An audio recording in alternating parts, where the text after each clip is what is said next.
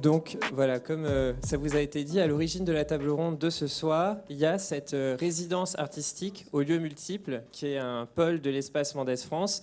Résidence donc destinée à prolonger le travail entamé par la compagnie Deux Ailes pour ce spectacle Poco à Poco, spectacle dont vous venez de voir un court extrait. Et comme vous avez vu, il prend racine dans le travail donc, de Thierry Barré, qui est à ma droite, qui est peintre, sculpteur, mais aussi photographe. Vous mélangez un petit peu les techniques, les matières dans de nombreuses œuvres.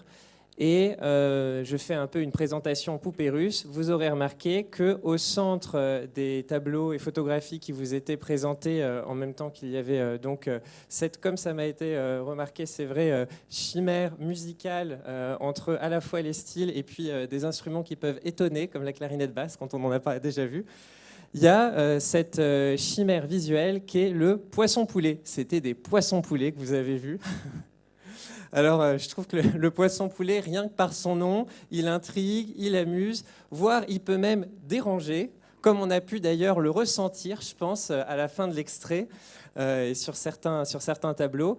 Alors, cette tête composite, ni ma collègue Héloïse Morel, que je salue, c'est elle qui m'a fait découvrir le projet Poco à Poco et c'est elle qui s'occupe du lieu multiple, ni moi-même ne l'avions croisé. C'est un animal nouveau pour nous.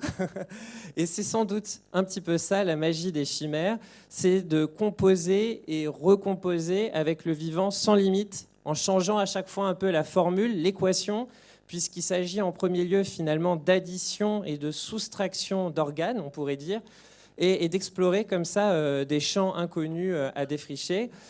Un autre exemple que le poisson-poulet que justement je vous ai mis là, qui m'amusait quand j'ai préparé cette table ronde.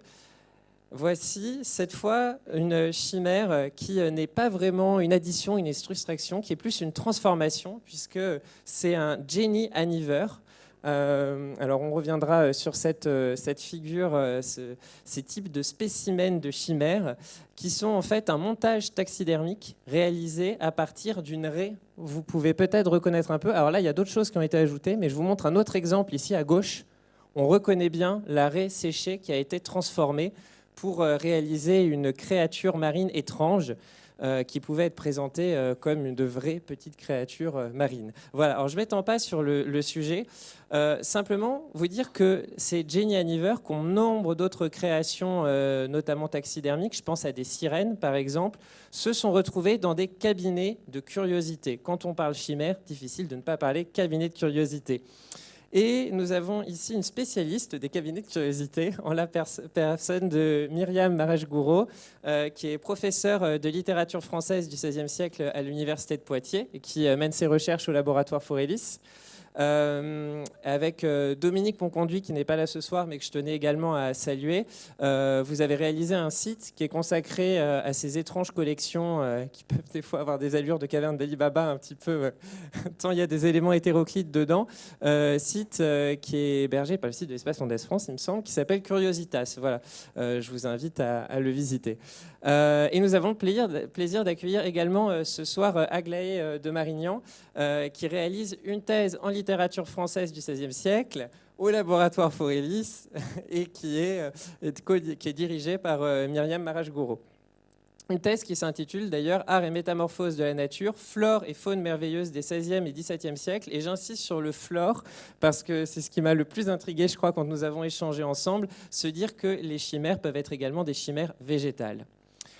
Alors, ces êtres surnaturels, ce qui est très intéressant avec, par exemple, cet exemple des Jenny Aniver, ils deviennent tangibles avec ce type de création et leur matérialité, on pourrait dire, s'impose un peu à non-sens et ils ont pris place dans des collections, des ouvrages naturalistes, tout à fait sérieux finalement. Le doute, à ce moment-là, s'installe finalement entre ce qui serait de l'imaginaire et ce qui serait des sciences, de la biologie. Pour filer l'exemple des Genianiver justement et vous donner un exemple assez local, on va dire, je suis tombé sur un papier d'un chercheur que certains d'entre vous connaissent sans doute, Jean-Loïc Lequelec, qui a fait une découverte fortuite alors qu'il visitait à Angers un couvent. Il était sur les traces de Rabelais et il tombe dans une collection un peu hétéroclite sur, alors c'est une image, malheureusement je n'ai pas mieux, sur ce basilic. Alors basilic Genianiver, c'est assez similaire. Et donc, il écrit ces quelques lignes que j'ai trouvées finalement résumer un petit peu ceci.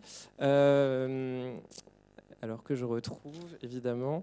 Ces Genianiver ont souvent servi de modèle aux graveurs qui illustrèrent les traités des encyclopédistes des XVIe, XVIIe siècles comme Pierre Belon, Jean Stabius, Ulysse Aldrovandi ou Ambroise Paré qui, dans leurs ouvrages, ont donné l'hospitalité à bien des monstres.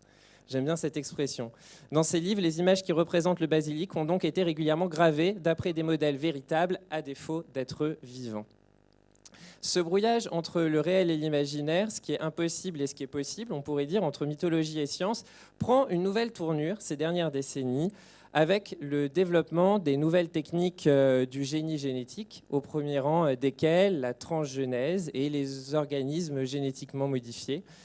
Créer des êtres composites avec deux individus différents, c'est désormais possible. Nos laboratoires peuvent avoir des allures peut-être de cabinet de curiosité. On y trouve effectivement des chimères. On parle d'ailleurs de chimérisme en sciences pour désigner différentes choses. Et nous en parlerons justement avec Nicolas Beck, qui est maître de conférence au laboratoire écologie et biologie des interactions au CNRS à l'Université de Poitiers. Et comme vous le voyez, l'idée de cette table ronde, justement, c'est d'avoir vraiment un regard à 360 degrés, on pourrait dire, sur cet objet qu'est la chimère, avec des approches pluridisciplinaires.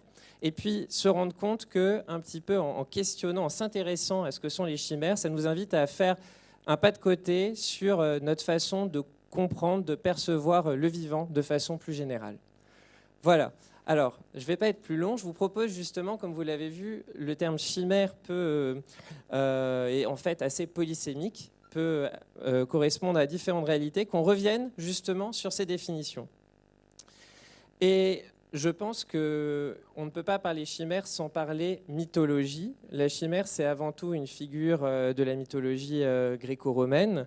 Est-ce que vous pouvez nous donner peut-être, Myriam, un petit peu une définition de la chimère au sens mythologique? D'ailleurs, il me semble que ça renvoie en premier lieu à un animal, on va dire un monstre bien précis. Oui, oui, tout à fait. Vous m'entendez bien, oui. En fait, on le trouve chez Homère, hein, ce monstre. Alors, je crois qu'il y a une diapo que j'avais prévue. Voilà, c'est ça. La chimère qu'on trouve dans l'Iliade, c'est un monstre, comme on le voit, composé de plusieurs animaux. Et il est ainsi décrit par Homère: lion par devant, serpent par derrière, chèvre au milieu, et capable de cracher le feu. Et ce monstre était évidemment dévastateur. Il a été vaincu par Bellérophon, qui pour cela a dû enfourcher le cheval Pégase. Et voilà, c'est l'histoire mythologique. Donc ce qu'on appelle une chimère à l'origine, si j'ose dire, c'est ce qui a donné tous les récits autour de la chimère. C'est cet animal-là composé de trois bêtes, disons, soudées, et d'autant plus redoutables qu'effectivement, elles peuvent attaquer des trois côtés. Et ce qui se passe en 1553, donc là on arrive au XVIe siècle très rapidement, je fais le passage rapide. En 1553, on découvre en fait une statue étrusque qui se trouve au moment où on fait des réparations dans les remparts d'Arezzo en Italie. On trouve cette magnifique sculpture étrusque qui représente exactement la description donnée par Homère. Et c'est un véritable événement à l'époque, parce qu'on a des témoignages de Montaigne, par exemple, qui, lorsqu'il se rend en Italie quelques décennies plus tard, s'arrange pour pour aller la voir, puisque c'est quand même ce moment où on a trouvé la chimère d'Arezzo, ça a été un événement européen, quoi. Il se déplace. Alors, ce qui s'est passé, c'est que Arezzo, c'est donc en Toscane. Dès lors que cette magnifique sculpture a été découverte, elle a été aussitôt préemptée, si j'ose dire, par le grand-duc de Toscane, qui l'a installés dans ses collections. Et si j'en parle, c'est que effectivement, vous voyez qu'on fait très rapidement le passage entre les légendes mythologiques, la littérature épique d'Homère, et puis lorsqu'on découvre un objet qui rend compte de cette légende, et dès lors que ça sort donc du livre, eh bien cet objet, on a envie de le garder dans un musée. Et c'est comme ça qu'on arrive à la question de la culture de la curiosité, parce que au départ, donc c'est le nom d'un monstre fabuleux tué par Bellérophon. Ce nom de chimère servait à désigner quelque chose qui n'existe pas ou qui ne peut pas exister. Et c'est resté dans la langue d'ailleurs, quand on dit poursuivre des chimères, c'est poursuivre des rêves impossibles en fait. Et puis, donc, c'est devenu aujourd'hui, ça a le sens de produit de l'imagination, une chimère c'est ça. Et de là, on s'aperçoit qu'en fait, eh bien, c'est ce qu'on a aussi envie de conserver comme objet rare. Dès lors qu'on trouve la chimère d'Arezzo, elle est mise au musée. Elle est mise au musée, elle entre dans les collections les plus prestigieuses. Le Grand-Duc de Toscane, c'est la grande collection. Et on la trouve encore aujourd'hui donc, au Palais Pitti à Florence. Voilà, pour faire un tour d'horizon et pour relier avec la culture muséale. Et donc très vite, ce terme de chimère, en dehors de cet exemple de ce monstre en particulier, va recouvrir tout un tas d'autres monstres composites qui vont également prendre forme justement dans des collections. Oui, alors ce qui se passe, c'est que... Oui, on peut peut-être... je peux vous passer d'ailleurs. Juste avancer... comment on fait comme ça ? Oui, voilà. Ce qui se passe au XVIe siècle, c'est que c'est un contexte un peu particulier où, avec les grandes navigations, etc., de nouvelles espèces sont rencontrées, des espèces qu'on n'aurait jamais imaginées auparavant. Les marins rapportent des récits extraordinaires et les gravures essayent de rendre compte des récits des marins. Alors ici, vous voyez sur cette gravure des monstres marins absolument extraordinaires, fous, avec des yeux sur le corps, etc. C'est pire que des poissons poulets. Mais par contre, ce que j'ai tenu à mettre sur cette diapositive, c'est que, vous voyez, vous avez à gauche, vous avez un morse, et puis ce qu'on appelle un porc marin à l'époque, un porcus marinus, c'est-à-dire une espèce de cochon avec des nageoires, et puis sur son corps, il y a des écailles, il y a aussi des yeux. Mais en fait, pour un naturaliste de la Renaissance, ces deux espèces-là sont possibles. Des morses, on en trouve, mais on imagine que ce porc marin, il existe également. Et ce qu'on va chercher à faire dans les cabinets de curiosité, c'est réunir toutes les merveilles, toutes les bizarreries de la nature dans un seul lieu, comme par exemple ici le cabinet de Ferrante Imperato, qui est un apothicaire de Naples, où vous allez trouver aussi bien le morse, le crocodile, etc., mais qui sont toutes des espèces qui semblent incroyables pour certaines, aussi incroyables que le seraient des chimères. Et vous avez donc côte à côte des espèces qu'aujourd'hui on estime, disons, régulières, normales, et puis des espèces qui sont jugées monstrueuses, mais tout semble monstrueux en réalité. Et tout est là ensemble. Et sur cette gravure de Paul Contant, donc petit hommage à Poitiers tout de même, parce que Paul Contant, c'était un grand collectionneur de Poitiers au XVIIe siècle, au début du XVIIe. Il avait dans son cabinet de curiosité, précisément, on voit bien sur la planche du milieu, vous trouvez aussi bien des tatous, un poisson globe, là, et puis un orbis, et puis vous avez au-dessus un dragon et un pigeon à deux têtes. Et tous ces animaux ou ces spécimens, ou comme vous voudrez, se côtoient dans un cabinet de curiosité parce qu'ils sont tous étranges. Et à droite, vous avez une planche réservée aux monstres, enfin les moutons à 5 pattes. Alors justement, la frontière entre chimère et monstre, elle est assez ténue en réalité. On pourrait très très bien appeler tout ce qu'on a montré avant des monstres. Parce que ce qu'on appelle un monstre à la Renaissance, c'est un être vivant ou mort, mais un être qui a des pattes en plus ou des pattes en moins. Voilà.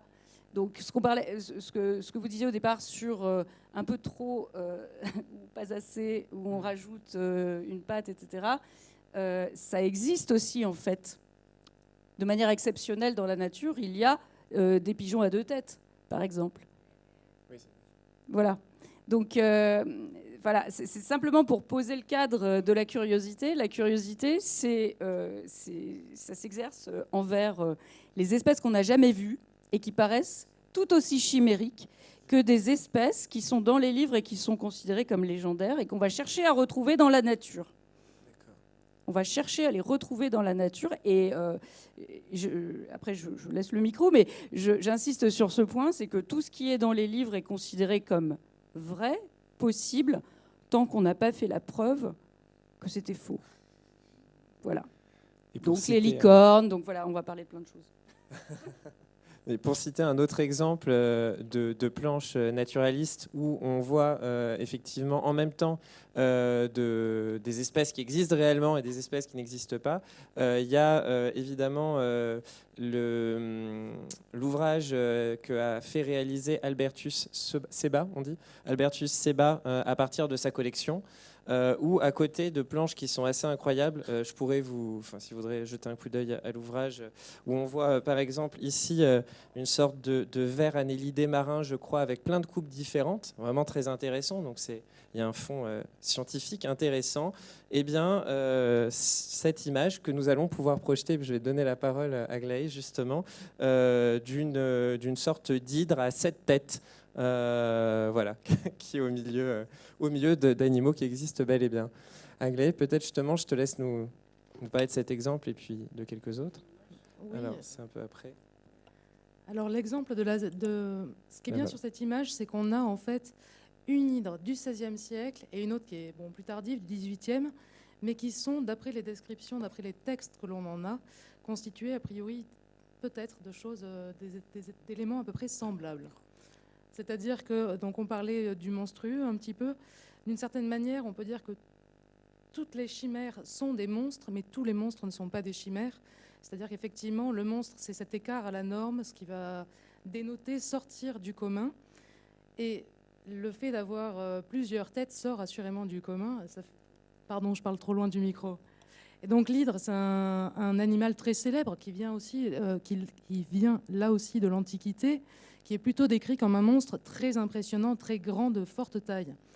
Le problème, quand on se sert d'espèces réelles pour fabriquer des spécimens d'hydre, c'est que la matière première, en fait, on n'a que des animaux de taille assez réduite à portée de main, puisqu'on ne peut pas, par exemple, se servir d'un dragon pour faire une hydre.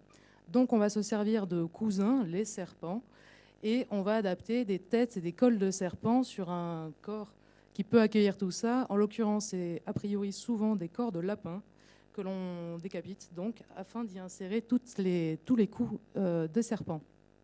Et sur ces corps de lapin, on vient ensuite appliquer des peaux de différentes sortes de reptiles, en fait, pour avoir cet aspect écailleux que l'on recherche d'une certaine manière sur les hydres. Et se pose souvent aussi la question un peu de la crédibilité, justement, accordée aux images. Il y a des degrés variables, évidemment, en fonction des auteurs, mais il y a des détails qui vont soulever plus ou moins de doutes. Par exemple, sur l'hydre d'Hambourg, on voit que la créature n'a que 2 petites pattes avant, ce qui entraîne un peu des questions par rapport à son moyen de locomotion, en fait, la manière dont elle pourrait se déplacer. Et c'est aussi des détails tels que celui-ci, c'est-à-dire un déséquilibre, y compris dans le hors-norme, qui vont instiller en fait un doute dans l'esprit des spectateurs, de ceux qui vont voir ces hydres. Parce que celle de Seba en particulier, on sait qu'elle a été vue par des centaines de personnes, qu'elle a été exposée, qu'elle a été vraiment vue de nombreuses fois. Et il a fallu un certain temps pour que la supercherie justement soit vraiment mise au jour, détaillée et révélée. Oui. Non, je veux dire, ça a été fait par des gens qui ont voulu faire croire que c'était vrai. C'est ça que tu veux dire? D'accord. C'est bien, c'est bien. Quand on fait une construction en fait aussi consciente, c'est dans la volonté de duper. Je pense qu'il y a aussi une partie de jeu, s'amuser avec la matière, s'amuser à faire des choses qu'on ne pensait pas forcément possibles, mais il y a quand même la volonté de duper, sinon ce serait présenté comme un faux directement. Et oui, bien sûr, oui. Parce qu'en fait, c'est pas répété, hein, cette histoire-là. On se connaît pas bien. Mais ce qui est intéressant, c'est qu'en fait, tant qu'on n'a pas vu une bête ou qu'une seule personne l'a vue, surtout à une certaine époque, on pouvait croire qu'il inventait n'importe quoi jusqu'à temps qu'on la voit, quoi. C'est ça que tu voulais un peu dire, hein. Donc jusqu'à pas si longtemps que ça, avant qu'on découvre tous les animaux qui existent sur cette terre, il y en a qui sont effectivement assez monstrueux ou assez étonnants pour qu'on puisse ne pas croire que ça existe. On croyait que ça n'existait pas et ça n'existe. D'ailleurs, je pense que par rapport au Jenny Aniver que j'évoquais, et cette idée des fonds marins, et tu parlais justement tout à l'heure des monstres marins, c'est peut-être des formes, bon, je pose la question parce que je ne sais pas, mais qui ont pu, pendant encore longtemps, être présentées comme des réalités, alors que non, du fait de milieux marins qui ont toujours une part d'inconnu, alors que j'imagine que c'était peut-être plus compliqué pour cette pauvre hydre qui a du mal à se déplacer terrestre. En fait, l'hydre en question, oui, elle a du mal à se déplacer, mais ils arrivaient toujours à avoir un discours pour faire en sorte qu'on puisse croire que c'était vraiment une hydre. C'est-à-dire, on pouvait dire oui, mais c'était une hydre encore enfant, parce que la taille n'était pas suffisante, des choses comme ça. Et tant que donc ce qu'ils essayent de faire pour apporter la preuve que c'est une vraie hydre, c'est de tenter de demander à des naturalistes de venir expertiser le spécimen. Ça s'est passé avec François Ier. Ce que je veux dire, c'est que c'est vrai que c'est pour duper, et à la fois l'hydre de François Ier, elle a été vendue extrêmement cher. C'était un cadeau diplomatique. C'était pas donné comme un artefact de bazar, quoi. C'était vraiment pas ça. C'était un cadeau de grand prix. Et donc un naturaliste suisse, Konrad Gessner, est invité à venir regarder cette hydre pour vérifier si c'est une vraie hydre.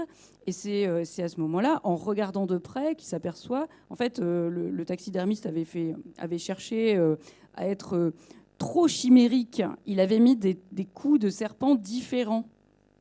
Donc ça faisait des couleurs de coups différents. Ce qu'on ne voit pas sur la gravure, elle est en noir et blanc. Mais ça faisait des couleurs différentes. Et Konrad Gessner dit non, en fait, ça n'est pas une vraie hydre. Cet objet-là n'est pas une vraie hydre parce que la nature, quand elle crée des monstres, elle les crée toujours de manière régulière. Et c'est très drôle d'avoir ce raisonnement-là, de dire en fait, si la nature avait créé cette hydre, elle aurait mis tous les mêmes coups de serpents, elle aurait mis tous les mêmes serpents en fait, tous les mêmes coups. Et donc à vouloir faire trop chimérique, le taxidermiste a raté son coup, si j'ose dire. Donc il y a des règles dans la création de monstres à suivre. Alors, pour rester sur cet aspect un peu de présentation de ce que peuvent être les chimères, je l'évoquais tout à l'heure, Aglaé, tu travailles aussi sur une flore merveilleuse. Est-ce que tu peux nous expliquer un peu comment on peut imaginer des chimères qui seraient de l'ordre du végétal ou peut-être de croisement végétal-animal ? Alors pour moi, les seules vraies chimères, je dirais que c'est du végétal, puisqu'il y a un phénomène de chimérisme, c'est-à-dire d'hybridation qui est connu depuis fort longtemps, qui correspond à la greffe.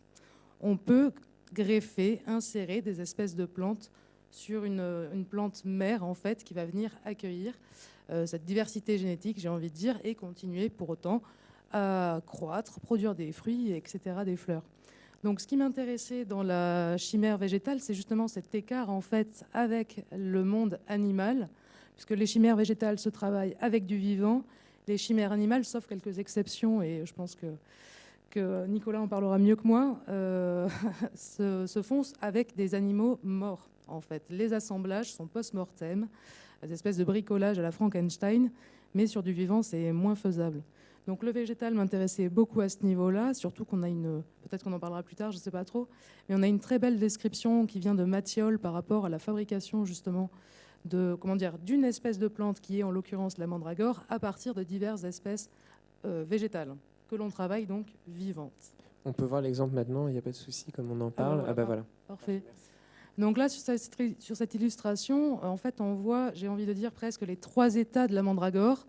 Donc tout à gauche, vous avez une gravure de la mandragore telle qu'elle existe réellement, puisque c'est donc une espèce réelle, si j'ose dire. Au milieu, on a la mandragore un peu fantasmée, c'est-à-dire l'interprétation directe de son nom grec qui est anthropomorphos, donc forme humaine. Et à droite, on a un magnifique dessin d'un probable spécimen de mandragore contrefait. Donc on voit vraiment les grands écarts. Et de cette mandragore réelle qui existe et qui ressemble finalement à une grosse carotte, qui parfois peut être bifide, donc rappeler les deux jambes éventuellement d'un être humain, on voit qu'en fait, par rapport à cette plante-là, on n'a pas su ou on n'a pas voulu se contenter du réel et on a voulu donner une forme plus vraie que nature à cette anthropomorphose, en taillant des bras, en taillant un visage, en ajoutant des graines pour faire pousser le poil, etc. Voilà pour vendre cette vision-là de la nature. Moi, je m'interroge un peu sur la réception, après, bien sûr, de ces plantes-là, mais nul doute que ça fait beaucoup d'effets. Là, quand on vous montre une racine de mandragore qui a une tête et des cheveux, vous comprenez pourquoi elle s'appelle anthropomorphose.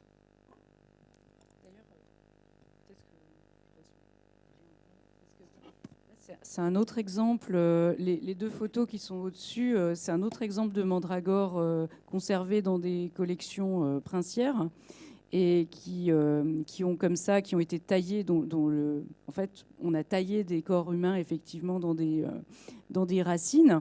Et on a trouvé une recette qui est donnée par Molinet, donc un chanoine de la bibliothèque Sainte-Geneviève qui monte un cabinet de curiosité à la fin du XVIIe siècle. Et voilà ce qu'il explique. Il dit « Voici une racine assez fameuse et assez singulière appelée mandragore, qui a plus d'imposture que de vérité. On en fait voir des deux sexes. » C'est pour ça que sur la diapo précédente, il y avait une mandragore mâle, une mandragore femelle. Et peu s'en faut qu'on ne leur donne des enfants.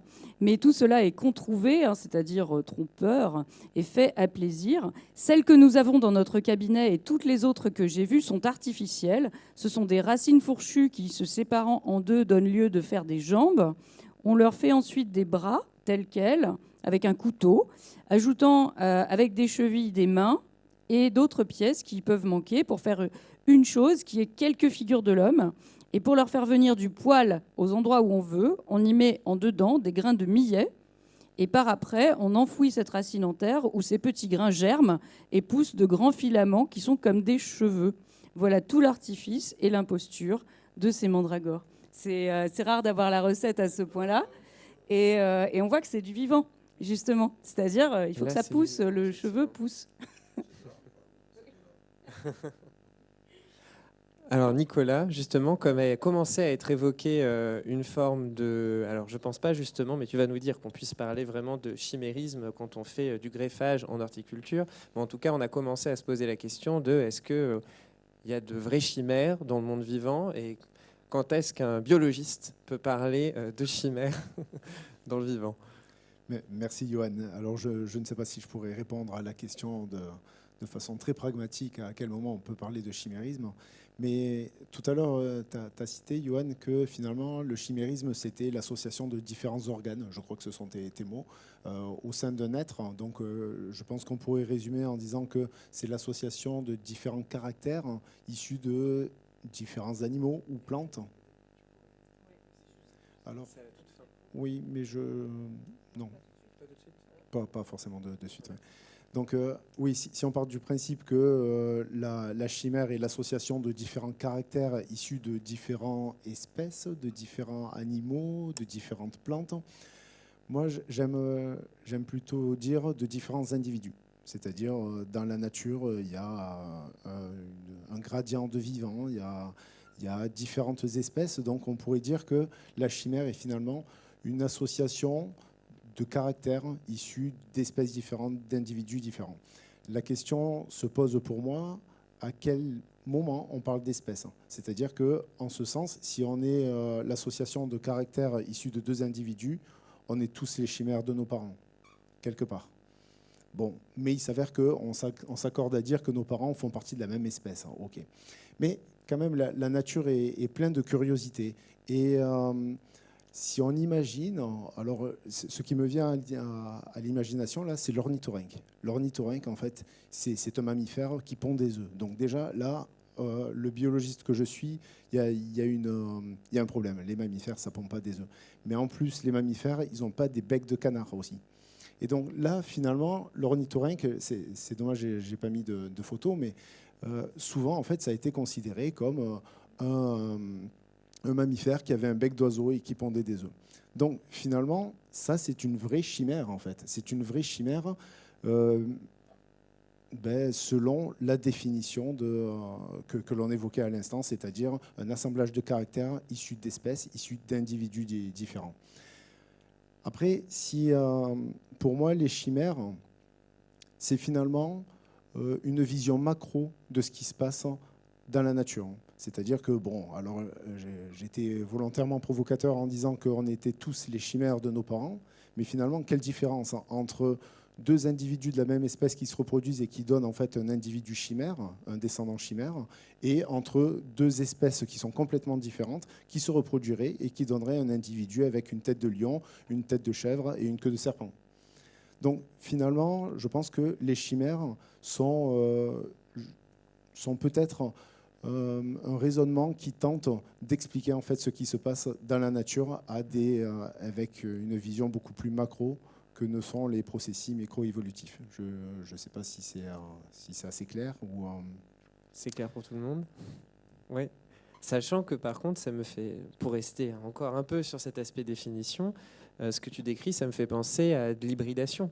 Quand on parle de ligre pour un lion et un tigre, justement, il me semble qu'on va, en termes vraiment scientifiques, parler d'une hybridation et pas d'un chimérisme. On serait sur des notions génétiques différentes. Oui, en effet, ça a été déjà évoqué par Aglaé. En fin de compte, le chimérisme, c'est finalement une hybridation entre deux individus, entre deux espèces.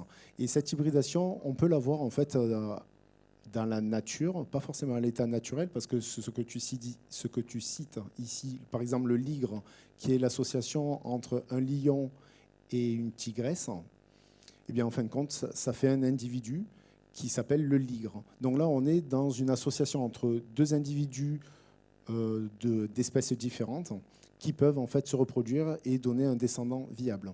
Après, celui-ci n'est pas fertile. Par contre, le tigron, lui, est fertile. C'est-à-dire que là, c'est un tigre, c'est papa tigre avec maman lionne. Et donc là, par contre, le tigron, lui, est fertile. Donc là, ça rebat complètement les cartes en tant que biologiste. Pour moi, biologiste. C'est-à-dire que l'espèce, selon la définition de Mayer de 1954, ces deux individus appartiennent à la même espèce si ceux-ci peuvent se reproduire et donner une descendance fertile.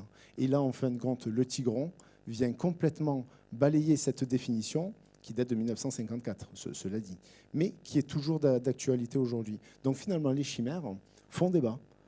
Alors, on appelle aujourd'hui chimère, mais finalement, l'hybridation, c'est pour moi une chimère. Comment est-ce qu'on appelle le petit du tigron et du tigre, je sais pas, et de la tigresse? Parce que, en fait, après, est-ce qu'un tigron est obligé de trouver un autre tigron pour se reproduire? Je ne sais pas, parce que c'est ce que je disais, l'hybridation, elle est naturelle, elle se retrouve dans la nature, mais entre le lion et la tigresse, c'est en captivité. C'est-à-dire que ça ne se fait pas dans la nature. C'est vrai que je ne l'ai pas précisé. Et donc, on sait que le tigron est fertile, mais je ne pourrais pas vous en dire plus parce que je ne sais pas s'il est fertile avec un autre tigron ou avec un lion ou une lionne ou une tigresse. Il faudrait une tigronne, en fait. C'est une piste de projet de recherche à faire s'il y a un zoo pas loin. Et je me tourne vers toi, Thierry, peut-être pour nous parler un petit peu de cette... Puisque les poissons-poulets sont, je pense, des chimères, un exemple assez typique.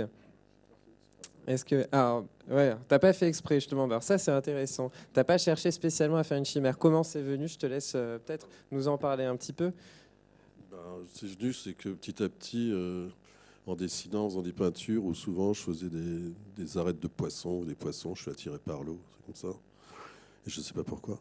Et je me suis dit, tiens, en fait, je fais des poissons, mais en fait, je ne sais pas comment c'est foutu, alors que j'en ai vu des milliers, voire des millions. Et en fait, si je dois vraiment dessiner un avec tous les éléments qui sont sur son corps, je ne sais pas comment c'est foutu, et ça, c'est bien dommage. Donc j'ai acheté les poissons, je les ai mis sur des feuilles de papier pour les dessiner au départ. Et ça m'a plu, quoi, ce mélange du sang, de l'image du poisson, des dessins à côté, tout ça se mélangeait avec les encres et tout. J'ai trouvé ça beau, j'ai dit, tiens, on devrait faire des photos de ça. Et en faisant des photos de ça, au bout d'un moment, j'étais obligé d'avoir quelqu'un qui faisait les photos, celui de moi, un assistant, et moi j'avais les mains dans le poisson, donc je ne pouvais pas faire les deux. Et là, j'ai dessiné autour, comme ça, et c'est venu petit à petit. J'ai fait le poisson entier. J'ai fait un corps, j'ai acheté les poissons entiers. J'ai essayé de mettre de la peinture dessus. Puis un jour, j'ai fait les petites pattes et puis la petite crête. Mais comme plein d'autres artistes ont fait ça avant moi, évidemment. Et c'était sympa, quoi. Le mélange peinture, pigment, encre, poisson, tout ça, c'était assez sympa. Et donc, du coup, c'est devenu un poulet, un poisson avec une crête et des pattes. Et puis après, je me suis dit, tiens, je vais acheter un vrai poulet. Et donc, j'ai commencé à faire poulet, assemblage de tête et queue de poisson, plus des pattes dessinées. Et je me suis rendu compte que ça faisait un espèce de raptor. Puis je me suis renseigné. Et en fait, les moineaux, les poules, c'est les derniers, je crois, dinosaures. Ça a le même squelette, en tout cas. Et après, j'ai eu l'idée de mettre un poulet sur la tête d'un copain pour faire Don Quichotte. Non, je voulais juste dire, par rapport à ce que tu disais, là, en fait, tous ces animaux ils existent, mais la chimère, au début, on dit que ça n'existe pas, quoi. C'est un peu ça la différence avec les hybrides, quand même. Non? Je dis une connerie, là? Non? Oui, en effet, c'est à moi de répondre. Oui, peut-être que c'est la différence. La chimère n'existe pas alors que les hybrides existent. Mais pour moi, l'origine de la chimère a une origine d'hybridation. L'origine imaginaire de la chimère prend l'origine dans l'hybridation, selon moi.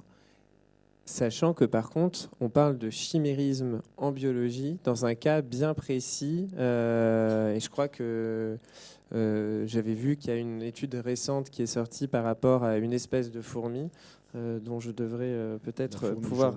Tu as le nom ? La fourmi jaune, c'est toi qui me l'as. Ah, c'est la fourmi jaune. Ah oui, ouais, c'est ça. D'accord. Où on a un chimérisme qui est en fait naturel et pour tous les individus. Et sinon, on a quelques cas de chimérisme. Et donc, c'est quelque chose de différent et de très très précis là-dessus. Si tu peux nous dire. Oui, en effet. Si on revient sur la définition, on parlait tout à l'heure d'organes partagés, du partage d'organes de différents individus. On parle de caractères en fait que l'on va retrouver de caractères issus de différentes espèces dans un seul individu, mais finalement dans le gradient du vivant, c'est-à-dire dans la différence qu'on peut avoir entre les individus, c'est-à-dire entre différentes espèces ou au sein même de la même espèce, la chimère possède des caractères de deux individus à la fois. Et c'est la définition de chimère en biologie. C'est-à-dire qu'en biologie, lorsqu'un individu possède des cellules avec de l'ADN qui provient de la mère et des cellules qui sont les siennes, à ce moment-là, en fait, on peut parler de chimère. J'explique, je ne me sens pas très clair. C'est-à-dire qu'une chimère va montrer des cellules différentes au sein de son corps, des ADN différents au sein de son corps. Ça arrive. C'est ce qui arrive en fait chez la fourmi jaune. Donc la fourmi jaune, tous les mâles sont des chimères. C'est-à-dire que lorsqu'il y a la fécondation pour un mâle, donc c'est-à-dire lorsque l'œuf va donner un mâle, en fait les gamètes femelles et les gamètes mâles, c'est-à-dire l'équivalent spermatozoïde et ovocyte, ne vont pas fusionner. Ils vont se développer à l'intérieur du même œuf. Ce qui fait que l'individu mâle chez la fourmi jaune va avoir des cellules qui seront quasi identiques à celles de son père et des cellules qui seront quasi identiques à celles de sa mère. Et c'est là où on voit en fait la dualité des cellules de par l'ADN qui va créer la chimère. Si, je pense que c'est assez clair. Est-ce que c'est clair pour tout le monde? Est-ce que vous avez des questions à poser d'ailleurs sur ces points-là, peut-être? C'est bon? Et on retrouve aussi en biologie le microchimérisme que l'on va retrouver en fait lors de la création du fœtus. C'est-à-dire que donc là on est chez les humains, lorsqu'une dame est enceinte, il y a beaucoup de ressources qui sont mobilisées en fait pour la création du fœtus, le développement du fœtus, à tel point que il se peut qu'il y ait des voyages transplacentaires des cellules de la maman vers le fœtus. Et ces cellules contribuent à développer le fœtus. Et le fœtus, quand il devient enfant, quand il devient adulte, on retrouve chez certaines personnes des cellules de leur mère. Donc là, on se retrouve aussi sur la définition de chimère, c'est-à-dire on se retrouve avec un individu qui a des cellules issues de sa mère, là en l'occurrence, voire de sa grand-mère, parce que ça arrive, et ses propres cellules. Donc on a deux cellules, deux patrimoines génétiques qui sont différents, mais qui cohabitent dans un avatar qui est le corps de l'individu. Donc là, en fait, c'est ce qu'on appelle du microchimérisme. Et pour revenir sur les exemples de... Je parlais de la fourmi et j'avais cet autre exemple de papillon. Je crois que c'est des argus, je ne sais plus si c'est l'argus bleu ou pas. Donc des papillons qui sont des papillons bleus pour les mâles, il me semble. Où il y a des cas, alors là par contre c'est des cas rares, c'est pas normal on va dire entre guillemets, si la normalité a un sens là-dedans, où effectivement il y a une matériel génétique d'un autre individu qui va se retrouver et qui vont faire, et donc là c'est vraiment visible qu'on va avoir une aile d'une couleur et une autre aile de l'autre. Oui, en effet, parce que de temps en temps, en fait, le matériel génétique s'exprime sous forme de caractères, et donc on va avoir un phénotype. Le phénotype, c'est ce que l'on voit en fait dans l'avatar, dans le corps, et donc du coup, dans le cadre de ce papillon, on va avoir des couleurs qui vont être différentes entre les ailes, des formes, des fois aussi, parce que en fait, les cellules vont s'exprimer et de façon indépendante les unes des autres. Oui, je vous passe le micro. N'hésitez pas d'ailleurs, effectivement, si vous avez des questions à tout moment. Je suis très intriguée et du coup, l'être humain peut avoir des yeux verrons. Donc, est-ce que ça a un impact, le fait d'avoir des couleurs différentes au niveau des yeux? Est-ce que ça peut s'apparenter à ça ou pas? Je me suis posé la même question lorsque j'ai préparé un petit peu la conférence pour les personnes verrons, je crois que c'est ce qu'on dit. Je n'ai pas trouvé la réponse. C'est-à-dire, je ne pense pas que ce soit issu des cellules, de cellules chimériques. Parce que finalement, l'exemple que je prenais sur certaines cellules de la maman qui se retrouvent en fait dans nos corps, hein, peut-être qu'on est tous des chimères et de notre maman, et ces cellules-là ne s'expriment pas quand même, parce que c'est vraiment à la marge, c'est vraiment quelques cellules.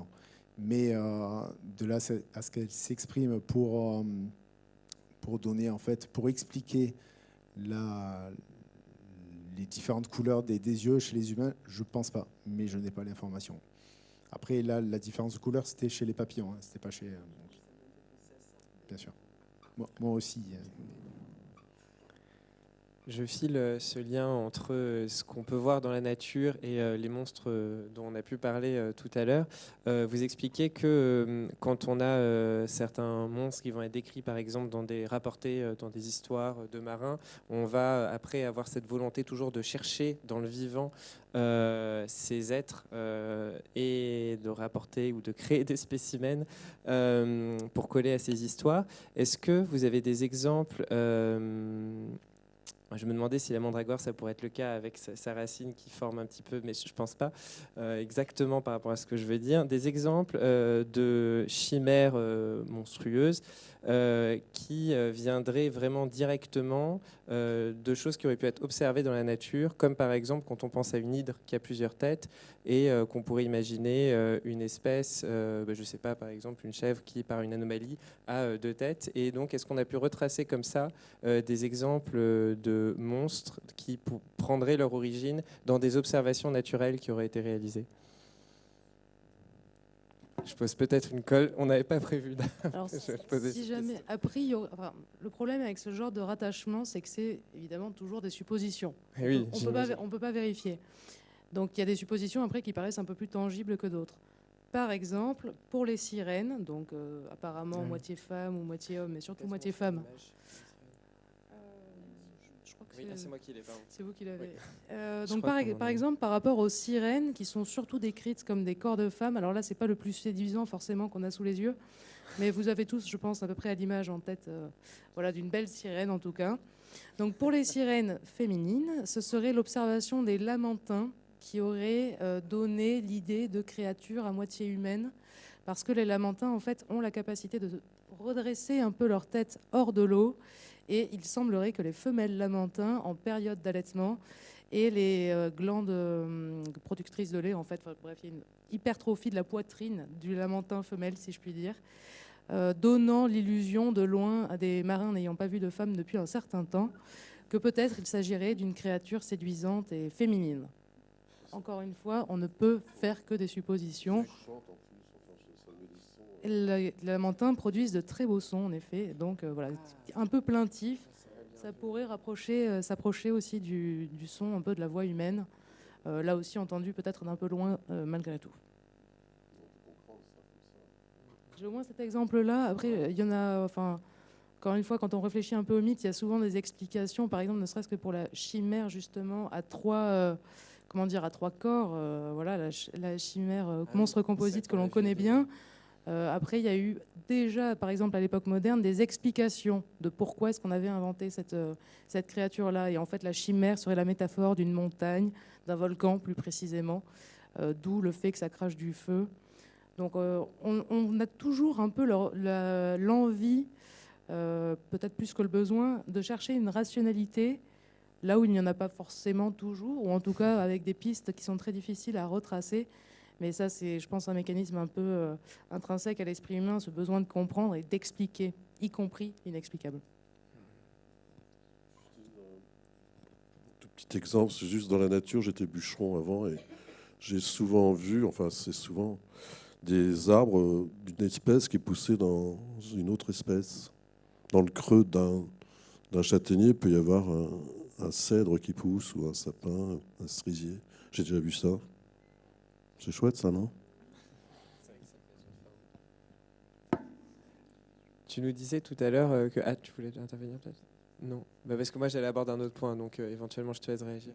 Non, en fait, ce que ça m'évoquait, notre conversation, c'est que on parle beaucoup de chimères anatomiques, de chimères sur des caractères en fait qui se voient, mais alors ça peut paraître un peu déconnecté, mais ça m'a évoqué le fait qu'on peut avoir des chimères comportementales, si on peut dire, parce que souvent on dit rusé comme un renard. Et en fin de compte, qu'est-ce qui nous rapproche du renard? C'est pas forcément des caractères visibles, c'est pas forcément des petites oreilles, mais c'est finalement notre comportement. Donc, est-ce qu'une chimère pourrait trouver une origine comportementale? Œil de faucon, par exemple, hein, chez certaines cosmogonies, on retrouve en fait ce que l'on appelle le totémisme. Et donc, du coup, c'est bison futé, œil de faucon, rusé comme un renard. On dit que je suis obstiné comme un âne, enfin soit, mais comme un âne. Et têtu, on dit plutôt têtu. Et je me disais que peut-être la chimère pouvait avoir aussi une origine comportementale. Bon, c'est tout. Tu élargis en tout cas encore l'acceptation du terme. Je reviens sur le fait que tu nous expliquais qu'en fait c'était arrivé par ce qu'on appellerait en science sérendipité, la trouvaille du poisson poulet, c'est-à-dire que c'est... Oui, je te parlais à toi, pardon. Et tu nous disais que ça t'était arrivé un peu par sérendipité, on pourrait dire. Et là, je me tourne vers vous, effectivement, par rapport à ce point-là. Est-ce que vous savez si d'autres, en pratique artistique ou, je pense qu'on peut aussi parler de pratique artistique sur des aspects taxidermiques qui étaient pour faire, même par des faussaires, pour créer des fausses espèces, des monstres, il y a eu des trouvailles qui n'étaient pas forcément voulues, c'est-à-dire pas forcément des assemblages. Je pense par exemple au Jenny Aniver. Est-ce que c'est en voulant, on pourrait très bien imaginer, en voulant faire de la taxidermie avec des seiches par exemple, que finalement, comme ça s'est tordu, on a continué à transformer et on a créé un monstre? Est-ce qu'il y a des exemples comme ça? Pareil, c'était une question qui n'était pas prévue, donc je vous prends au dépourvu. Alors, c'est amusant, mais pourquoi? Franchement, pourquoi pas? On ne sait pas. Moi, je pars du principe, enfin, je pense que les formes on voit l'aboutissement, on ne voit pas évidemment la réflexion, etc. Mais je suis convaincue qu'un certain nombre de ces formes est effectivement arrivé parce que par un objet, complet ou un échantillon de l'objet, c'est-à-dire par exemple un bec ou des pattes ou une griffe, on va avoir cet objet-là et on va supposer, imaginer la créature qu'il y a derrière. Pour moi, c'est un peu plus, je pense que c'est plus fiable par rapport aux échantillons, aux objets pour lesquels on n'a pas la forme complète. Parce qu'après, quand on a une raie, cela n'empêche de pouvoir, entre guillemets, jouer un peu avec, la tordre ou pourquoi pas vouloir la naturaliser, faire un faux mouvement, se rendre compte que tiens, la queue redressée, cela pourrait évoquer un dragon. Mais c'est quand même l'aboutissement du geste est conscient. Voilà, là où la réception d'un échantillon, en fait, peut être vraiment le support de toutes sortes de pensées, j'ai pas envie de dire naïve, voilà, de penser sans limitation. Mais quand on a un objet un peu complet construit, la construction a nécessité la volonté et la réflexion derrière.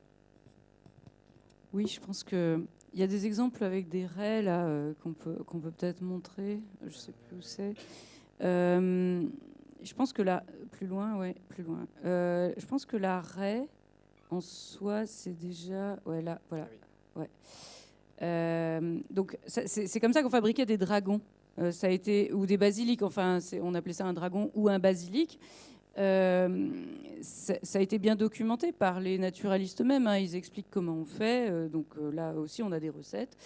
Ils expliquent qu'on tord la raie, on lui relève la tête et puis on déploie ses ailes. La raie, c'est déjà un animal en soi qui est bizarre, en fait. C'est-à-dire, on dirait un oiseau dans l'eau. C'est un oiseau qui vole. Donc, et puis qui a en plus une queue piquante pour certaines. Là, on le voit sur l'exemplaire de droite. On voit que c'est une raie piquante. Enfin, moi, j'appelle ça raie piquante. Pardon, c'est comme ça qu'on l'appelle à l'époque. Et en fait, je pense que déjà, cet objet-là, la raie, c'est déjà un poisson bizarre qui se prête à l'imagination et qui va peut-être générer avec ses ailes, etc., l'idée qu'on pourrait le transformer en dragon. Et juste après, je crois qu'il y en a un. Voilà.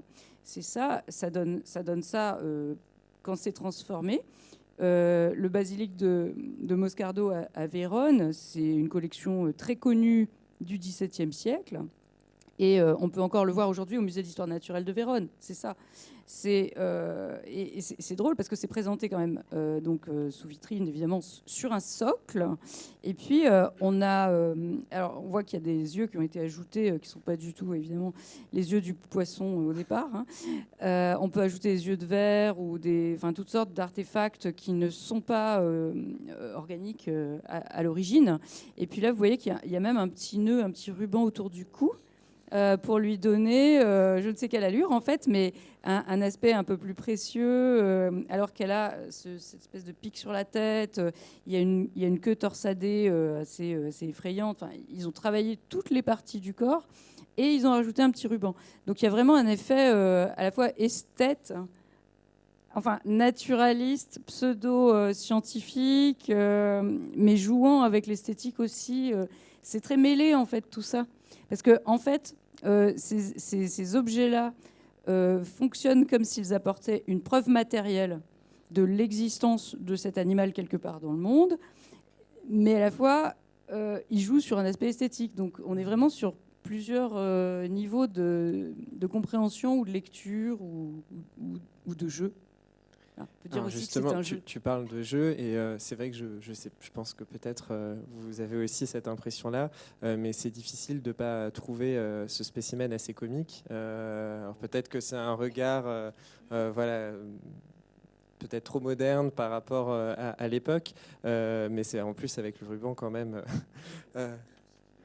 Et voilà. Et donc, est-ce qu'il n'y a pas aussi la volonté de plaisanter, tout simplement, voire est-ce que c'est pas presque un pied de nez à d'autres spécimens qui pouvaient être réalisés, donc finalement, donc si je comprends bien, Basilic et Jenny Aniver, comme c'est la même chose finalement, c'est toujours ces constructions à partir de raies, parce que c'est vrai que c'est. Ça peut être fait aussi à partir de poissons qui ne sont pas des raies. Donc ça va intéresser l'amateur de poissons. Il y en a une autre après, si tu veux remettre... non, juste après, encore. Voilà. Ça aussi, c'est donné comme un basilic. C'est un spécimen qu'on peut voir au Muséum d'histoire naturelle de Venise. Et donc, en fait, l'arrière, c'est un bar. C'est une queue. On a retiré les nageoires... et elles ont été recollées dans le mauvais sens. Donc ça crée une espèce de chimère. Ce sont ses propres nageoires à ce bar, mais elles sont recollées à l'envers. Et puis tout l'avant du corps, en fait, est en bois, mais dans la tête en bois. Donc ils ont figuré des côtes, des espèces de petits bras. Et puis dans la tête en bois, il y a quand même des dents de poisson qui sont données. Et puis il y a des poils qui sont collés sous le menton et au-dessus de la tête. Et les yeux sont des yeux de verre, mais en rouge. parce que le regard du basilic doit vous tuer en principe. Hein, c'est ça, si vous croisez son regard, en fait, vous mourrez. Donc, il y a tellement d'éléments qui sont rentrés dans cette fabrication. Alors, peut-être qu'à première vue, on pourrait se dire, tiens, on dirait une sirène. Parce que la sirène des Fidji, qui a été exposée par Barnum au 19e, elle ressemblait vraiment à ça. Mais en réalité, ici, c'est donné comme un basilic. Alors, voilà, après, on donne le nom qu'on veut. Mais on voit qu'ici, c'est pas fabriqué avec une raie. En tout cas, c'est une sorte de variante. Et ils se sont rendus compte que le corps était en bois parce que le bras était cassé au moment d'une exposition. Ils ont fait une restauration et ils ont compris comment était fabriqué cet objet. Donc, c'est assez fascinant. Ils ont mis des griffes de mammifères au bout des pattes. Pour renforcer évidemment l'aspect effrayant. Oui, c'est réussi. Alors justement, on parle des intentions. Oui. Oui, je me demandais. Là, les dernières modèles qu'on a vus, ils sont assez comiques, mais les premières chimères de Ray qu'on a vues, j'ai oublié le nom. Les Jenny Aniver, il y en avait qui étaient assez crédibles. Et je me dis, je ne sais pas à quel point les connaissances étaient bien établies au XVe siècle ou au XVIe siècle, mais il y a certains de ces Jenny Aniver qui me semblaient plus crédibles pour le coup qu'un ornithorynque, qui pour longtemps, lui, n'est pas un faux. Donc je me demandais, est-ce que vous connaissez, je sais pas, est-ce qu'il y a de la documentation, des traces sur comment l'ornithorynque était appréhendé à cette époque-là. Est-ce qu'il y a comme des experts, comme celui que François Ier avait mandaté de Suisse, là, qui sont arrivés dans un cabinet, qui ont vu l'ornithorynque, qui font là, ils ont déconné, hein, c'est grossier, le bec de canard. Enfin, est-ce qu'il y a eu comme ça des expertises qui se sont trompées, qui ont établi faux des choses vraies ou bien sûr vraies des choses fausses? Voilà, c'est encore une fois question dans le vent, impromptue. Alors, si la question porte sur l'ornithorynque, en fait, il n'était pas connu au XVIe siècle. Il a été découvert beaucoup plus tard, au XVIIIe, je crois. Ouais, beaucoup plus tard, parce qu'il était dans les terres australes. Et on n'avait pas du tout encore découvert les continents. On pensait qu'il y avait 4 parties dans le monde, l'Afrique, l'Asie, l'Europe et l'Amérique. Et déjà, on venait de découvrir l'Amérique, donc on était très contents d'avoir découvert quelque chose de nouveau. Et on n'avait pas du tout découvert toute la zone pacifique, etc. Donc non, pour l'ornithorynque, on ne pouvait pas. Mais la question qui porte plus généralement sur ce qu'on voit ce qu'on voit comme animal bizarre dans un cabinet de curiosité, est-ce que ça peut passer pour une chimère? C'était ça, en fait, la question. Est-ce que du vrai peut être considéré comme du faux aussi? Est-ce que du vrai peut être considéré comme du faux? Oui. Parce qu'en fait, le vrai est... Enfin, la réalité dépasse la fiction, en réalité. La réalité dépasse la fiction. Quand on voit, je ne sais pas, le caméléon, en fait, on se pose des questions. Le caméléon, il a un mode de locomotion qui est très étrange, avec les pattes un peu dans l'autre sens. Il change de couleur. Est-ce qu'il change de couleur? Mais quand est-ce qu'il... Mais comment? Mais qu'est-ce qui se passe pour qu'il change de couleur? C'est quand même une peau incroyable. Et cette peau-là, on ne la comprend pas. On ne comprend pas non plus comment il se nourrit, parce que il envoie sa langue tellement vite qu'on ne la voit pas. Donc on pense qu'il ne se nourrit que d'air. Et on fait des expériences, c'est-à-dire les caméléons vivants qui sont dans les cabinets de curiosité, on les met à l'épreuve, on les met en plein air pour qu'ils se nourrissent beaucoup. Et puis on voit qu'ils dépérissent, donc on essaye autre chose. En fait, ces espèces qui nous semblent assez communes, qu'on connaît bien, etc., à l'époque, sont aussi incroyables que les chimères, les dragons. Voilà. C'est ça qui est difficile pour nous. C'est difficile pour nous de nous représenter cette affaire-là. Les caméléons, les tatous dont on parlait tout à l'heure, les tatous avec cette carapace, puis le fait de se mettre en boule, la carapace est poilue, c'est quand même très étrange. Il y a plein d'espèces les oiseaux qui n'ont pas de pattes, qui ne se posent jamais, qui sont les oiseaux de paradis. Toutes ces espèces-là, quand elles sont décrites comme invraisemblables. Invraisemblables tant qu'on les aura pas, tant que vous ne serez pas venu les voir dans mon cabinet de curiosité, vous ne me croirez pas. Et c'est ça qui est drôle, c'est drôle pour nous, mais en tout cas pour eux, ces espèces-là sont effectivement exceptionnelles. C'est pour ça qu'elles sont collectionnées d'ailleurs, parce que elles relèvent de l'exceptionnel, donc du rare, donc de l'étrange, finalement. Voilà, oui. Et Voilà. Et pour peu qu'ils aient un modèle dégradé, il y a des limules, par exemple. La limule, c'est cette espèce d'animal un peu préhistorique, bizarre. Enfin, ça a une carapace, ça se déplace. Il y a une queue dure, c'est au fond de l'eau. Souvent, les limules arrivaient dans un état assez détérioré. Et le premier qui voit le ventre de la limule est extrêmement étonné, parce qu'il n'a jamais vu que le dos, partout dans tous les cabinets de curiosité. Et la chose s'est produite aussi exactement pareil pour les cornes de licorne. Les cornes de licorne qui sont collectionnées depuis le Moyen-Âge dans toutes les abbayes, c'est suspendu dans les églises, etc., qu'on prend pour des cornes de licorne en les appelant comme ça. On dit, on voit qu'elles sont très très longues. C'est invraisemblable, ça aussi. Comment un cheval peut-il porter une corne aussi longue sans se casser la figure tous les 2 pas, en fait? Mais si, parce que de toute façon, dans toutes les tapisseries, les représentations, etc., on voit ce cheval blanc avec sa très longue corne, qui est censé avoir en plus des propriétés exceptionnelles. C'est un contrepoison universel. Donc, il faut en avoir. Les personnes les plus riches veulent avoir leur corne de licorne, qu'ils ont soit par fragments, soit entières, etc. Mais un beau jour, quand quelqu'un s'interroge vraiment sur « mais d'où ça vient ?» Puisqu'on n'en voit jamais. On en a fait des voyages et on n'a jamais vu ce cheval blanc. Pourtant, on a cherché. Eh bien, et où est-ce qu'on a vu des cornes de licorne et où est-ce qu'on les trouve le plus? Dans l'Europe du Nord, sur la banquise. Or, on n'a jamais vu de cheval blanc sur la banquise, en fait. Et en fait, ils s'aperçoivent, ceux qui vont les chercher et qui les ramènent en Europe à foison, eh bien, finissent par comprendre qu'elles viennent un jour où il y a un crâne attaché à cette corne. On s'aperçoit que ce n'est pas une corne, mais que c'est une dent. Parce qu'elle n'est pas attachée là, elle est là, sur le crâne. Et là, c'est un cabinet de curiosité, justement. Et c'est pour ça que les cabinets de curiosité, c'est aussi les lieux où se construit la science, où on comprend des choses. Et c'est dans ce cabinet de curiosité, au Danemark, à Copenhague, où on a enfin un crâne avec sa dent, qu'on fait la preuve qu'il s'agit, en fait, non pas d'un mammifère, mais d'un poisson. Et que ce poisson, il a un nom, c'est le narval. Et tout à coup... Qui est un mammifère, par contre, c'est un mammifère marin. Attention. Comment ? C'est un mammifère. Ouais, c'est un mammifère marin. Un poisson, à l'époque, on appelle ça un poisson, parce que ça vit dans l'eau. Pardon. À l'époque, on appelle ça un poisson, comme on appelle un crocodile, un poisson. Tout ce qui vit dans l'eau s'appelle poisson. Mais en fait, ce qu'il y a d'étrange, c'est que dès lors qu'on découvre ça, c'est extraordinaire, sauf que ça dévalue complètement le cours de la corne de licorne.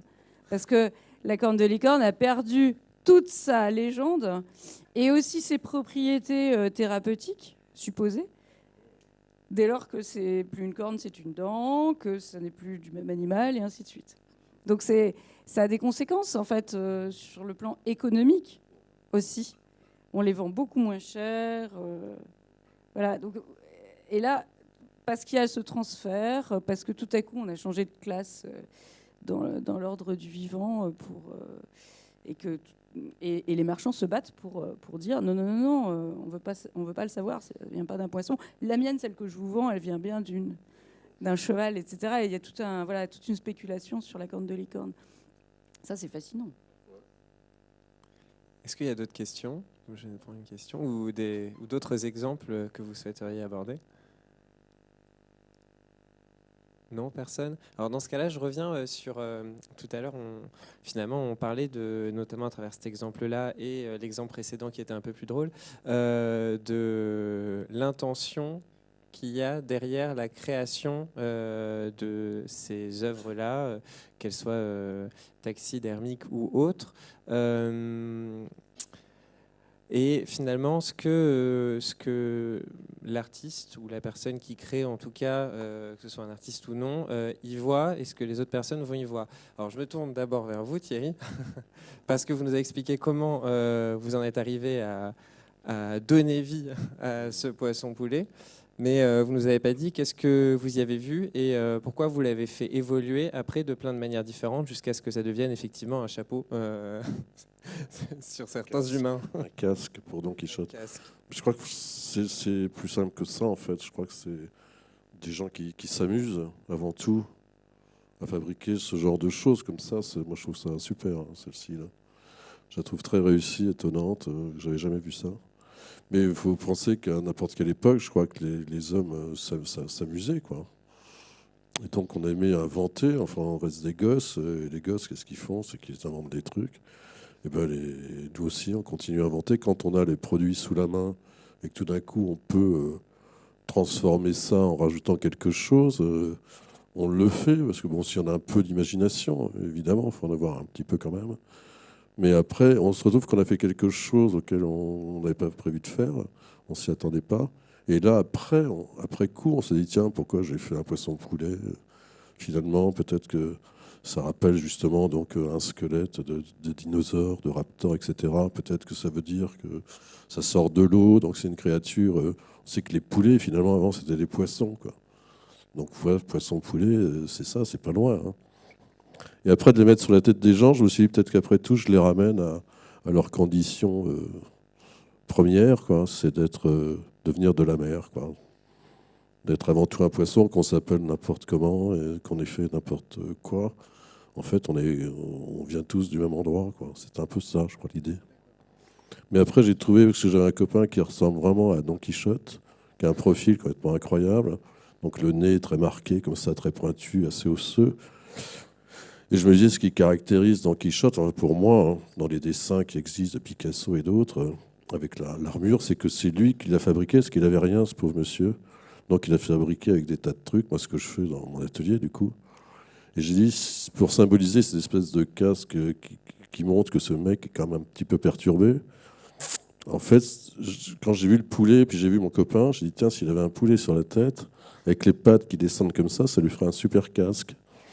Donc il manquait la tête, parce que ça n'allait pas la tête de poulet. Donc avec des broches, je lui ai fait tenir une tête de poisson, puis après la queue. Et j'ai trouvé que ça faisait un super casque, un peu fou.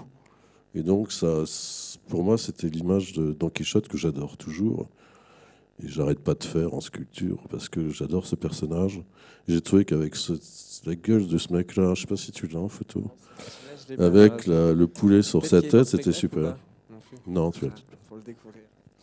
Mais ce que je veux dire, c'est qu'au départ, je suis pas sûr qu'on sache beaucoup à l'avance ce qu'on veut vraiment faire, en fait. La plupart des artistes que je connais, j'en connais, je connais un tout petit peu le truc maintenant, mais même avant, à n'importe quelle époque, je pense que les dessins venaient comme ça, puis tout d'un coup, de fil en aiguille, en dessinant, même une tache, une goutte, quelque chose qui coule, t'évoque autre chose, et puis voilà, petit à petit, on arrive, et c'est qu'après coup, qu'on te dit, tiens, j'ai fait ça, ça me fait penser à telle chose, et puis tu cherches peut-être à comprendre ce que tu as fait, mais je crois qu'il y a plein de... C'est pas du hasard, c'est pas ça du hasard, je crois. C'est que on travaille, on travaille beaucoup, on enlève, moi je déchire, j'arrache, je refais dessus, j'enlève, on gratouille. Enfin, tu vois, ça prend du temps et du coup, à un moment donné, il se passe quelque chose et on obtient ce qu'on n'avait pas prévu d'obtenir, mais qui vient pas complètement du hasard. C'est peut-être de l'inspiration, c'est peut-être, je sais pas comment ça s'appelle.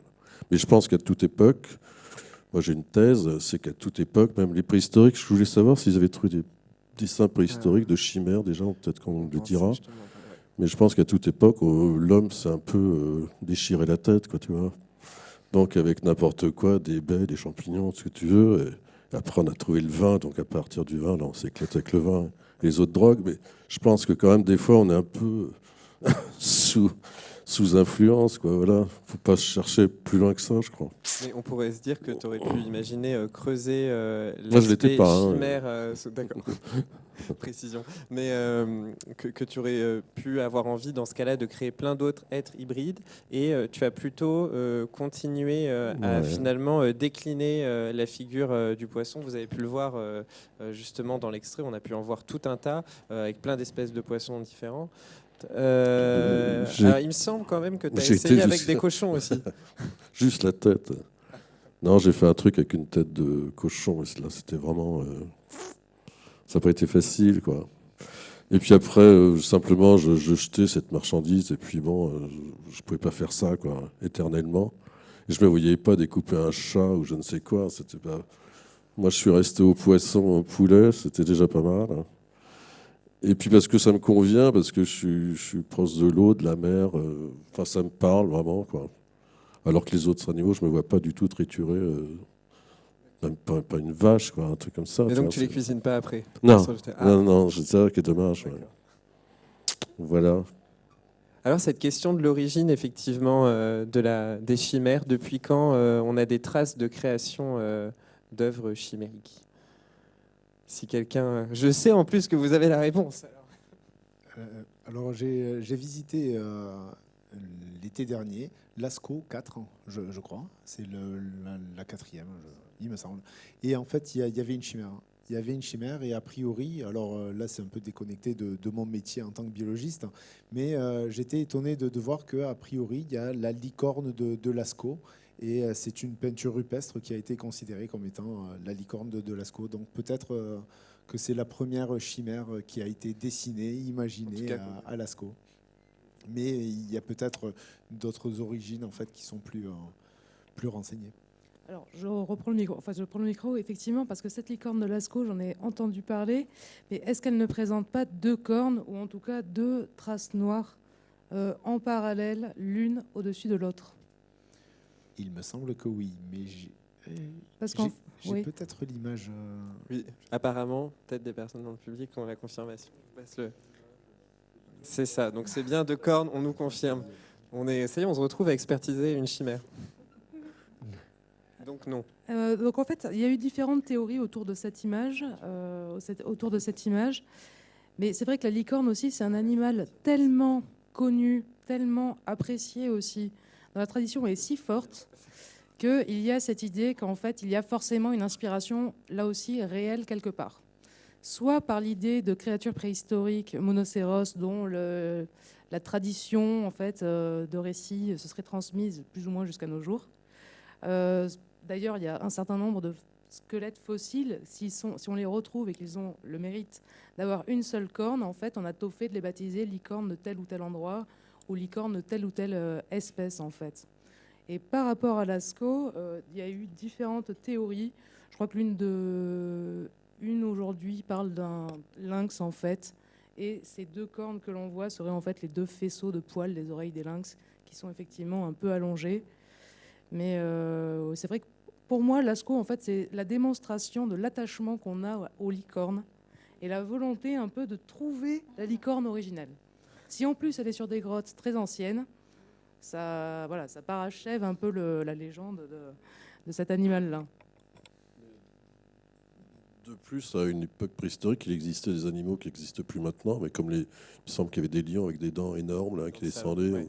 Les formes étaient un peu différentes aussi, et donc on sait que ça existait apparemment parce qu'on a retrouvé ce qu'il fallait pour le dire, mais c'était assez étonnant comme animal qui ont existé, eux, par contre, pour de vrai, mais qui n'existaient plus.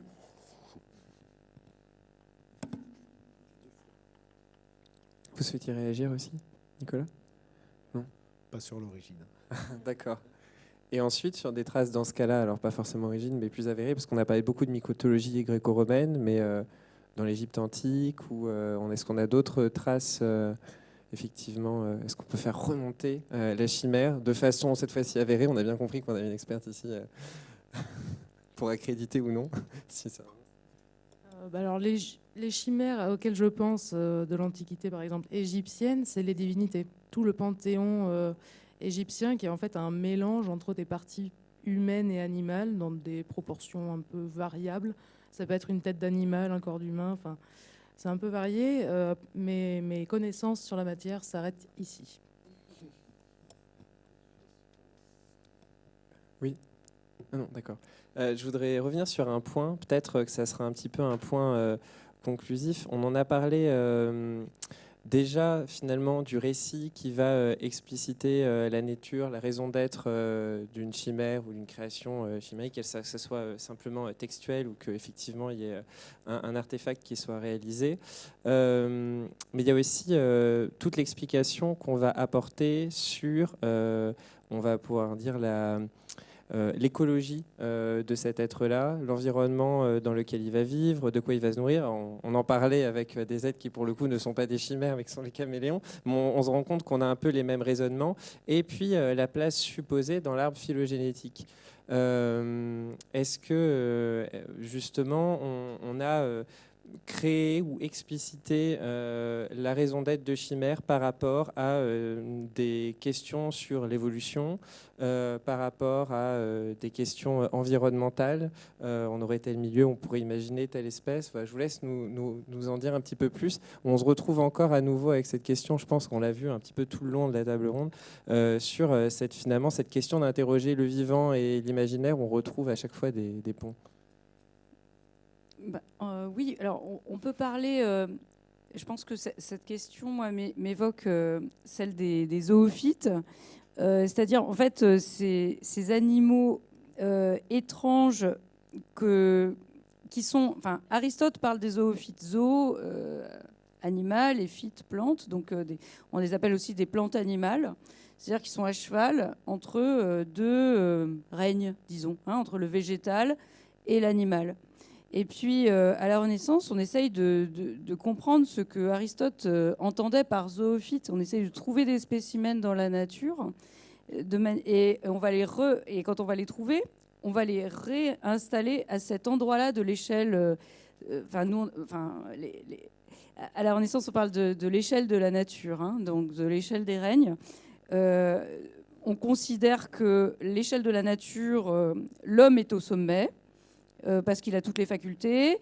Tout en bas, il y a les minéraux qui sont inertes, qui ne bougent pas, qui ne font rien. C'est juste des... Voilà, c'est du vivant. On pense que le minéral, c'est du vivant. Ensuite, le végétal, un peu parce qu'il grandit, donc il a une faculté en plus par rapport à la pierre qui reste stable. L'animal, non seulement il existe, et en fait les facultés s'additionnent. Il existe comme une pierre, il grandit comme un végétal, mais en plus il a ce qu'on appelle une âme sensitive. C'est les catégories d'Aristote, c'est-à-dire qu'il est capable de ressentir la douleur, par exemple, contrairement à un arbre qui ne réagit pas quand vous lui donnez un coup. Le cheval, lui, va réagir, donc il a une faculté en plus. Et puis l'humain, il est au sommet de l'échelle des êtres, selon cette classification, parce que, en plus de tout ce qu'on a déjà dit, il a en plus la raison. Voilà. Donc c'est pour ça que j'ai représenté ça sous la forme d'une pyramide. Mais les zoophytes, ce serait donc des interrègnes entre le végétal et l'animal, parce qu'ils procèdent de l'un et de l'autre. Et ils sont à la fois végétal et animal dans leur existence et dans leur comportement. Et les exemples qu'on a à la Renaissance, c'est par exemple le mouton Borromée. C'est donc un très très bon exemple parce que c'est un mouton qui naît sur une plante. Donc au départ, vous avez une plante et puis en sort, au lieu de sortir une fleur ou quoi, c'est un mouton qui en sort. Et c'est donc un mouton végétal. Et ce mouton végétal, alors c'est fou parce qu'en fait, il est décrit avec des gravures comme vous voyez. Alors, il a un problème, le mouton végétal, parce qu'au début, quand il est sur sa tige et qu'il n'est pas trop haut encore, il peut se nourrir. Mais quand la tige pousse, il perd le contact avec sa nourriture et c'est là qu'il va mourir, en fait. Parce qu'il ne peut plus se nourrir, vous voyez, il est trop haut. C'est le problème de la croissance de la plante, en fait, tout simplement. Alors, c'est logique. Et donc le mouton végétal qu'on appelle aussi agneau de City ou mouton Borromée, parce qu'on l'aurait trouvé très très loin en City, c'est au fin fond de la Russie. Bon, très bien. On s'en ferait d'ailleurs, parce que sa laine est très bien. Quand il est mort, on peut en faire des chaussons, ce qu'on voudra. Et alors, ce qui est fou, c'est qu'en fait, au British Museum, vous avez encore aujourd'hui ce spécimen qui est sous cloche là, qui était le mouton Borromée de Hans Sloane, qui est un des très grands collectionneurs qui a donné tout ça, dont le fond, en fait, a créé le fond du British Museum aujourd'hui. Et vous voyez, en fait, c'est représenté comme une espèce de... Je sais pas, c'est à la fois végétal, on dirait de la mousse, un peu le corps, et puis les pattes, on dirait des tiges. Et il y a tout un papier pour expliquer ce que c'est. Voilà. Donc... c'est dire que l'histoire qui est dans des ouvrages de naturalistes, l'histoire a été suffisamment crédible pour que Hans Sloane cherche à avoir son mouton végétal lui aussi.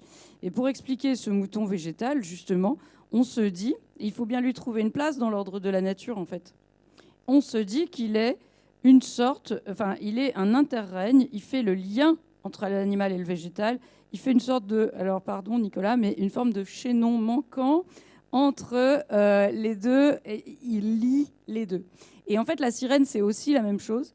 Elle fait le lien entre l'animal et l'homme.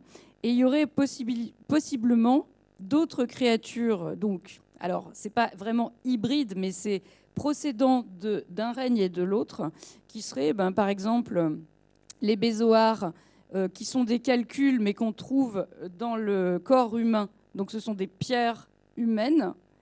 Les bézoars qu'on trouve aussi dans les animaux, puisque ces calculs-là, on les trouve aussi dans les chèvres, etc. Donc, pierre animale. Et puis, la mandragore, qui serait à cheval entre le végétal et l'humain. Il me semble d'ailleurs, simplement, par rapport au cabinet de curiosité, que c'était un des objets, justement, les bézoars, enfin, les Oui. pierres qu'on trouve qui étaient Oui. souvent exposées. Souvent justement. exposées, très couramment collectionnées, parce qu'elles ont toutes des tailles différentes, des formes différentes, des couleurs même différentes. Enfin, c'est très, très varié. En fait, il y a des collections entières de calculs chez les médecins, par exemple. Et pour finir, sur un deuxième exemple rapidement de zoophyte ou de plante animale, c'est l'histoire des conches anatifères. Je ne sais pas si Aglaé veut en parler. Pas que je prenne le micro toute seule. Mais donc, c'est l'idée qu'en fait, du bois pourri pourrait surgir des espèces, comme vous voyez, de coquillages. De ces coquillages tombent des fruits, en quelque sorte. Alors, ça pousse comme un végétal sur du bois. C'est comme un végétal, mais ça crée des animaux. Et selon que le fruit tombe ou le coquillage tombe dans l'eau ou par terre, si ça tombe dans l'eau, ça crée des poissons. Vous voyez, c'est la gravure du milieu. Et si ça tombe par terre, ça crée des canards, des espèces de canards qui peuvent s'envoler. Des oiseaux. Et ce qu'il y a de drôle, c'est que chez Mandeville, donc c'est plutôt la période fin du Moyen-Âge, dans le livre des merveilles, on va trouver ces deux exemples de zoophytes qui sont échangés entre des marchands. Vous voyez à droite le mouton qui est né dans un melon, qui est offert contre des conches anatifères, contre des oiseaux qui pendent d'un arbre. Et là, ça c'est une très très belle représentation de ces hybrides, et pour montrer le prix qu'ils ont, c'est-à-dire la valeur qu'on leur attribue. C'est sûr que si on en trouvait vraiment dans la nature, on serait riche. Voilà. Enfin, tout ça pour dire que tout s'explique. Oui, effectivement. Voilà. Une dernière question, peut-être ? Ah oui, je vous passe le micro. Oui, mais on pourra conclure avec ça. C'est pas forcément une question, c'est plus une remarque, mais qui relie ce qui a été dit à plusieurs endroits. Dans un muséum d'histoire naturelle quelque part en France, mais je ne sais plus lequel, je crois que c'est à la Montagne, donc des gens très sérieux qui sont les gens du muséum, se sont amusés à faire un dahu empaillé. Et le dahu, c'est un animal mythologique, voilà. Et ce qui est rigolo, c'est qu'ils lui ont donné plein de propriétés. Enfin, ils ont un peu surenchéri en fait sur le truc, parce qu'un dahu de la montagne, il a les jambes pas de la même taille pour pouvoir marcher droit. Mais ici, dans la plaine, ça marcherait pas parce que le dahu, en fait, il est très polymorphe. Enfin, voilà. C'était juste pour l'anecdote. C'est un exemple intéressant. Une autre question, peut-être, ou remarque ? Oui. Oui, parmi tous ces créateurs qu'il y avait au XVe, XVIe siècle, est-ce qu'il y en avait qui étaient moins doués en travaux manuels, contrairement à monsieur, et qui du coup ont tenté, entre guillemets, la voie naturelle, donc peut-être des proto-biologistes, vos ancêtres professionnels. Est-ce qu'il y en a qui ont tenté des accouplements de chiens et de chats, de paons et d'aigles, ou des choses encore plus farfelues? Est-ce qu'il y en a qui ont réussi? Par exemple, j'ai aucune idée de quand est-ce que le ligre a été découvert.